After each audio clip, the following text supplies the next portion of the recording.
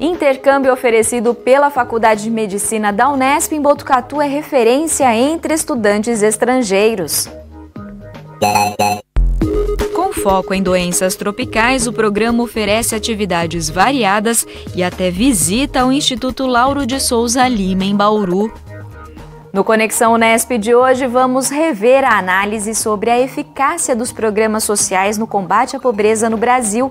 O professor da Unesp em Franca, Hélio Alexandre da Silva, afirma que mais do que garantir o mínimo, é preciso que o governo atue de fato no fortalecimento dos direitos de toda a população. É quinta-feira, 3 de janeiro, e o Unesp Notícias está no ar.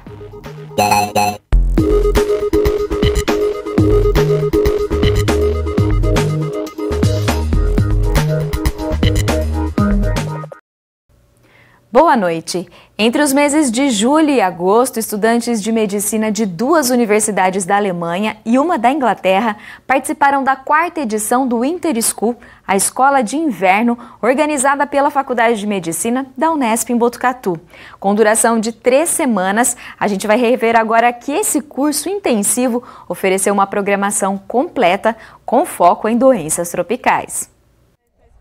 Uma das atividades propostas na 4ª edição da Escola de Inverno da Faculdade de Medicina da Unesp foi a visita a centros de saúde.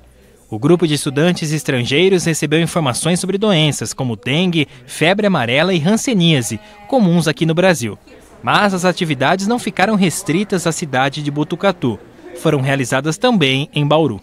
O foco do programa de intercâmbio da Faculdade de Medicina de Botucatu são as doenças tropicais. Aqui no Instituto Lauro de Souza Lima, os estudantes conheceram a estrutura e as pesquisas realizadas no local, referência no diagnóstico e tratamento da hanseníase. Conhecida no passado como lepra, a doença é causada por uma bactéria que ataca a pele e os nervos, levando à perda de sensibilidade e até amputação. Mas ela tem cura e o tratamento é gratuito na rede pública. O Lauro de Souza Lima tem um tripé de ensino, pesquisa e treinamento, que são as nossas principais atividades. E essa visita que a gente encara como um tipo de treinamento, a gente teve a oportunidade de mostrar para eles os laboratórios de rotina, que são os laboratórios que fazem auxílio diagnóstico para todos os pacientes que são atendidos aqui no Instituto Lauro de Souza Lima. E também nós temos colaborações com outras instituições, então nós recebemos muitas amostras para diagnóstico de hanseníase e também para avaliação da resistência do Mycobacterium lepre, que é a bactéria que causa a hanseníase, aos medicamentos que são usados no esquema terapêutico para hanseníase. Além dos laboratórios, os intercambistas puderam conhecer a história do Instituto, criado há 85 anos como um centro estadual para internação de pacientes com hanseníase. Uma experiência inédita para muitos deles. Antes de vir, eu não conhecia muito sobre a hanseníase. Não é algo comum no Reino Unido. Então, vir para cá, ver pacientes com hanseníase e entender mais sobre as condições da doença tem sido muito interessante. Não é apenas conhecer pelos livros, é realmente ver os pacientes, os efeitos que a doença tem na vida deles, conhecer os sintomas. Então, está sendo uma experiência muito interessante aqui em Bauru. Nascida em Munique, na Alemanha, Constanze morou no Brasil por 4 anos. Mais de uma década depois, ela resolveu retornar ao país. Dessa vez, para aprender sobre a hanseníase, também pouco estudada na Alemanha. Eu nunca ouvi falar sobre lepra. Assim, nós vemos nos filmes e tem assim... a gente imagina um paciente de uma certa maneira, mas... não é assim, não é assim. Agora a gente aprendeu como que é mesmo, como diagnosticar a lepra. E quem sabe, talvez um dia eu encontre um paciente na Alemanha que tenha lepra, porque agora tem muitos imigrantes vindo para a Alemanha. Então eu acho que está se tornando um aspecto mais interessante, mais comum, talvez. Estar conhecendo uma estrutura que é referência para o mundo, né? E vão estar levando essa referência para o local de estudo e de trabalho deles. E quem sabe futuramente formarmos parcerias em pesquisas, como já é feito com muitas outras universidades, que dão assim ótimos frutos, né?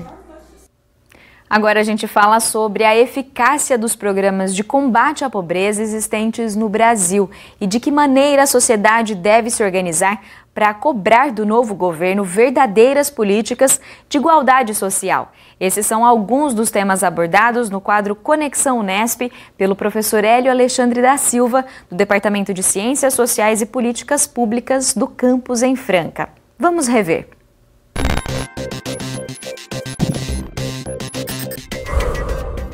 Precisamente sobre a questão que me foi posta, né, sobre a pobreza como fenômeno social, eu diria que ela é um dos maiores causadores de sofrimento na vida social contemporânea. O pobre é aquele que vivencia de forma mais profunda e sistemática experiências de humilhação, de vergonha, em geral trazido geralmente pela autorresponsabilização por sua própria situação de pobreza, né, a falta de autoestima, a exclusão social e política, enfim, são características que marcam de forma mais profunda a experiência da pobreza, né. Se o pobre for mulher, a essas opressões a gente acrescenta as formas de machismo, por exemplo. Se o pobre tiver uma opção sexual não heteronormativa, ele também sofre os preconceitos próprios das questões de gênero. Se o pobre for negro, ele sofre opressões além daquelas características da pobreza, também a opressão ligada a questões étnico-raciais. Portanto, eu diria que a pobreza é certamente um dos mais perversos catalisadores de sofrimento social, né? O que por si só nos obriga a entender as origens da pobreza, mas principalmente as razões da manutenção e de certo crescimento relativo da pobreza nos últimos anos, né? Então, se a pobreza produz tudo isso, nada mais razoável do que pensar formas de tentar atacar esse fenômeno social que produz tanto sofrimento. É com essa função, por exemplo, que surgem os chamados programas sociais de combate à pobreza, como renda básica universal ou renda mínima, né? Quando você me pergunta sobre esses programas, eu diria o seguinte: para mim, essa é uma das propostas, né, os programas de renda básica universal ou de renda mínima, são os programas mais importantes que tentam, de fato, atacar o problema da miserabilidade, do sofrimento dos mais pobres, né? Do ponto de vista da promoção de políticas públicas de combate à pobreza, esses são certamente dos mais avançados e mais eficazes dos programas que a gente tem disponíveis. No entanto, como a maioria dessas propostas, ela retira os programas de renda básica ou de renda mínima, retira a sua força de uma espécie de quase consenso que me parece bastante discutível. Esses programas de combate à pobreza são, em geral, marcados pela busca da garantia do mínimo. Isso quase sempre significa que, alcançado esse mínimo, o programa já pode ser considerado eficiente. Desse modo, eu acho que essas propostas elas trazem mais ganho político do que propriamente social. E por que eu digo isso? Digo isso porque eles promovem uma expectativa de melhoria de vida que, na maioria das vezes, se restringe à garantia de condições mínimas, seja de alimentação, habitação, saúde, ou qualquer que seja dos temas que nós tomemos como garantias mínimas, né? Nesse sentido, me parece que essas propostas sofrem de uma espécie de déficit crítico. O que significa isso, né? Significa que esses programas de renda mínima, por exigirem pouco, se contentam com pouco, né? E a minha questão aqui é por que a gente poderia dizer que para uma parte da população, os pobres, né, garantir o mínimo já é suficiente? Por que o mínimo, né? Me parece mesmo que o horizonte emancipatório de programas dessa natureza é sempre muito rasteiro, né, para dizer o mínimo. Quando o máximo que um programa social propõe é garantir o mínimo, o máximo que se pode exigir dele é garantir exatamente esse mínimo. E eu não vejo razão nenhuma para que o Estado seja complacente com uma situação social em que parte da população tenha o mínimo e a outra parte tenha acesso ao máximo. A nossa capacidade de produzir riquezas já permite pensar políticas de combate à pobreza que exijam mais que o mínimo. Acho que é preciso, portanto, a gente gastar um pouco mais de energia, tanto teórica quanto política, no sentido de refletir sobre esse quase consenso que marca, em grande medida, os programas sociais de combate à pobreza.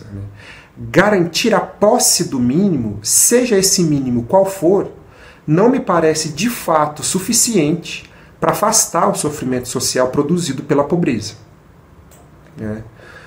Uma outra questão que também me foi colocada é sobre a manutenção dos programas sociais. Como fazer essa manutenção, como garantir a manutenção e como ampliá-los. Sobre isso eu diria o seguinte: esse é, antes de tudo, um desafio colocado para o Estado e que só será realizado se os governos repensarem sua forma de enxergar os movimentos sociais. Ainda que a gente saiba, e é preciso reafirmar, que os governos nunca são todos iguais, a diferença entre aqueles mais propensos a atender os interesses dos mais pobres e outros mais inclinados a atender os interesses da elite mais rica, é preciso que isso fique claro.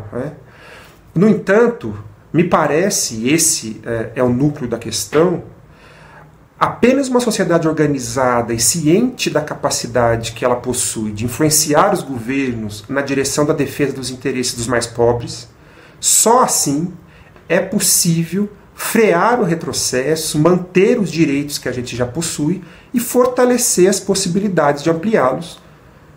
Por isso eu penso que a única forma de manter os programas sociais preocupados especificamente com a população mais pobre é de fato o fortalecimento progressivo da sociedade para que ela seja capaz de pressionar governos e representantes políticos na direção da efetivação de programas voltados para as camadas mais pobres. Isso me parece essencial.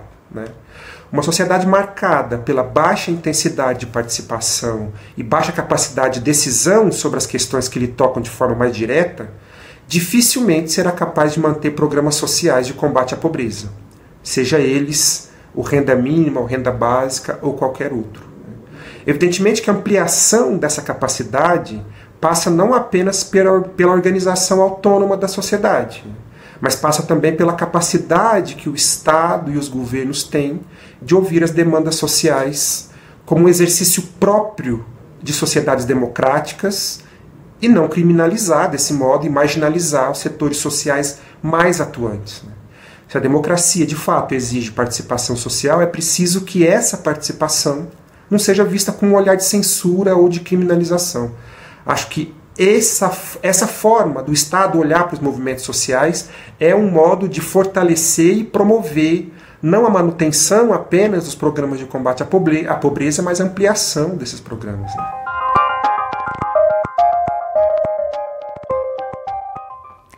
O Unesp Notícias está chegando ao fim, mas amanhã tem mais e eu espero você. Tchau!